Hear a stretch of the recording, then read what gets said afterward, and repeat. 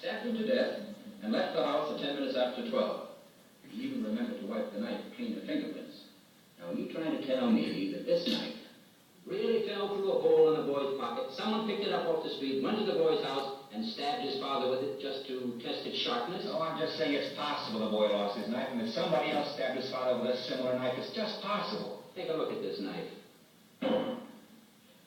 It's a very unusual knife. I've never seen one like it. Neither had the storekeeper who sold it to the boy. Aren't you asking us to accept a pretty incredible coincidence? I'm just saying a coincidence is possible. And I say it's not possible.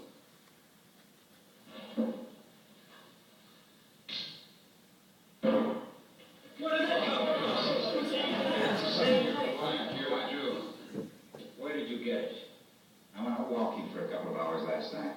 I walked through the boy's neighborhood.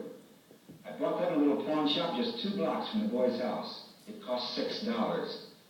It's against the law to buy or sell switchblade knives. That's right, I broke the law. Listen, you pulled a real bright trick. Now, suppose you tell me what it proves. Maybe there are 10 knives like that, so what? Maybe there are. What does it mean?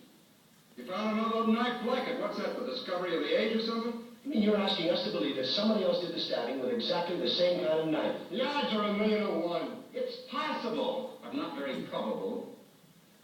Okay, fellas, let's take our seats. There's no point standing around all over the place. You know, it's interesting that you find a knife exactly like the one the boy bought. What's interesting about it? It was interesting. There are still 11 of us here who think he's guilty. Right. What do you think you're going to accomplish? You're not going to change anybody's mind. So if you want to be stubborn and hang this jury, go ahead. The kid will be tried again and found guilty sure as he's born. Probably right. So what are you going to do? You know, we could be here all night. It's only one night. A boy may die. Well, why don't we just set up house here, huh? Someone send for a posse of policemen, get a pinochle back, and we'll just sweat the whole thing out, right? I don't think you ought to joke about it. What do you want me to do? Oh, listen, I don't see what all this stuff about a knife got to do with anything. Somebody saw the kid stab his father. What more do we need? You guys can talk the ears right off my head, you know what I mean? I got 3 garages of mine going to pop while you're talking. So let's get down. Get out of here. Tonight was very important to the district attorney. He spent a whole day. He's a 15th assistant or something. What does he know about it? Hey, let's hold it down. These side arguments are only slowing us up. Well, what about it? You're the only one.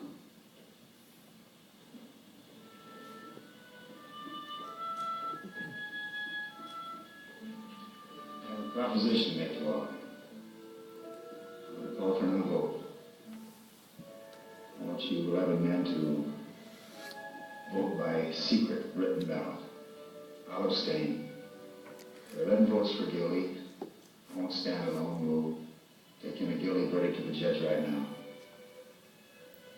If anyone votes not guilty, you stay here and talk it out. That's it. If you want to try it, I'm ready. All right, let's do it the hot way. Yeah, hey, that sounds good. Everyone agree? Anyone doesn't agree?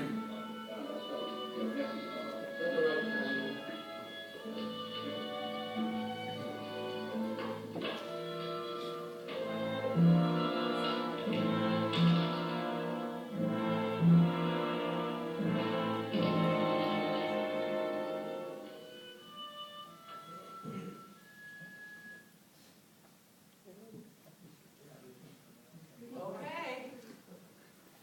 What did you see? So tell me about it. So let's think about this process. How is it that this man is having influence? What's happening? Well, I'm not sure. I think there may be some, yeah. Well, he was devil's advocate. He didn't say he didn't believe them, but he was just showing them that there may be another story. So he was trying to raise doubt, right? Yeah. Raise doubt in what they were trying to do, and that what appeared to be true may not. And he did it in a very vivid way, right? That knife was clear, it's kind of like. Now, interestingly, who's his biggest protagonist? Who's the biggest guy who's going to be a problem? Salesman. The foreman. The foreman, the stockbroker. The stockbroker, because the other guys are crazy, right? right? I mean, there's some real crazy people there. The stockbroker's like, because he's the one who said, is it possible? Yeah, it's possible, but it's not probable, right? So you see, he's very different in his approach. But what was the biggest influence attempt that Fonda employed? The biggest one. It's going to have the biggest impact. When he pulled the knife from his pocket? Secret voting. The voting. Choosing to vote. How was the first vote done? In public. Public, right? And what did you see when you saw that public vote? Some people were hesitant. Some people raised their hands immediately, Some people were hesitant. and some looked around and kind of did, right? So what, but everybody eventually raised their hand. So what do you see? What do you see happening there? The influence attempt, right? It's a huge influence attempt. And remember we talked yesterday about normative and informational influence? At this point, right, you're kind of wondering, is it informational influence or normative influence? What do you think? Normative, right? Because they kind of, so, you know, there's these guys up here like this, and everybody's looking around going, well, I guess that's the right answer. I'm not really sure I believe it, but my external behavior does not reflect my internal opinions, right? Well, so what happens is, so, you know, as you look around the room, if you're one of the guys who's going to vote no, Henry Fonda, you can begin to see where there's some potential influence partners, right? Some people who might be subject to influence because they don't see, there's some people who are like, they're up here, right? And there's others who are like, I'm not sure. Right? And so I think it's really interesting to sort of think about this whole notion of voting.